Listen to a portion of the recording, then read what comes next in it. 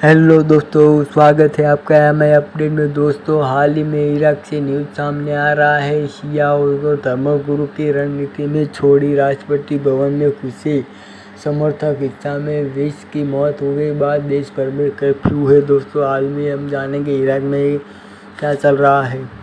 दोस्तों, इराक के लिए एक प्रभावशाली शिया मौलवी मुक्ता अल सद्र ने सोमवार को कहा है कि वो राजनीति से किनारा कर सकते हैं, और इसके बाद मौलवी ने समर्थन में नाराजगी फैल गई और विरोध में उन्होंने राष्ट्रपति भवन के महल में और अन्य सरकारी दफ्तरों में धावा बोल दिया है। सुरक्षा बलों को टकराव के कम से कम 20 लोगों की जान चली गई है और 300 से ज़्यादा लोग अभी घायल हो गए हैं। आशंका है कि हिंसा का ये दौरा लंबा भी खिंच सकता है। इस बीच देश में अब कर्फ्यू लगा दिया गया है। बिगड़ी परिस्थितियों को देखते हुए पड़ोसी देश ईरान ने इराक जाने वाली अपनी सभी उड़ान वाली फ्लाइटें है वो रद्द कर दी है और सीमा पर सभी प्रवेश द्वार बंद कर दिए हैं जो ईरान और इराक के बॉर्डर के बीच है। वो हिंसा को देखते हुए संयुक्त राष्ट्र प्रमुख एंटोनियो ने गुटेरेस ने भी शांति की अपील की है। अल सद्र के गुट ने भी संसद में इस्तीफा दे देने के बाद इस्तीफे की घोषणा होते ही उनके जो समर्थक है वो भड़क गए और सरकारी संपत्ति को निशाना बनाने लगे। सेना ने शहर में स्थानीय और समय अनुसार शाम 7 बजे के कर्फ्यू की घोषणा की है।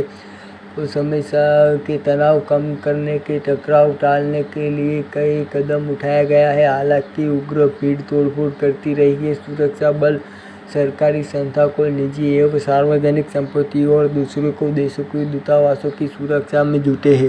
जानकारी अनुसार शिया मुस्लिम धर्मगुरु अल सद्र ने जैसे ही राजनीतिक से संन्यास लिया घोषणा की, उसके समर्थक भड़क गए और दूसरी ओर अल-कायदा सदर ने ईसा हथियारों का इस्तेमाल बंद होने तक मुख्य हड़ताल की घोषणा भी कर दी है।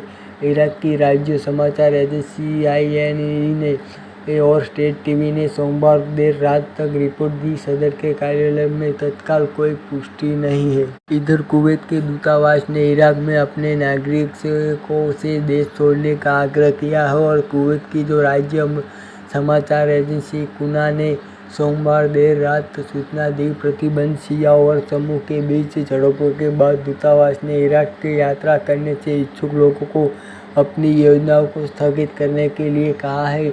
पिछले ही वर्ष अक्टूबर में हुए संसदीय चुनाव के बाद इराक की सरकार ने गतिरोध का सामना कर रही है। चुनाव में अल सद्र की पार्टी को सबसे ज़्यादा सीटें तो मिली है, लेकिन बहुमत से दूर रही सरकार बनाने के लिए उन्होंने ईरान समर्थक शिया प्रतिद्वंदी के साथ समझौता करने के इनकार कर दिया था। जुलाई में अल-कायदा रुस्तम ने समर्थन करते हुए प्रतिद्वंदी को सरकार बनाने के रोकने के लिए संसद तक में घुस गए हैं। इसके बाद संसद भवन में बाहर करने पर बैठे हैं।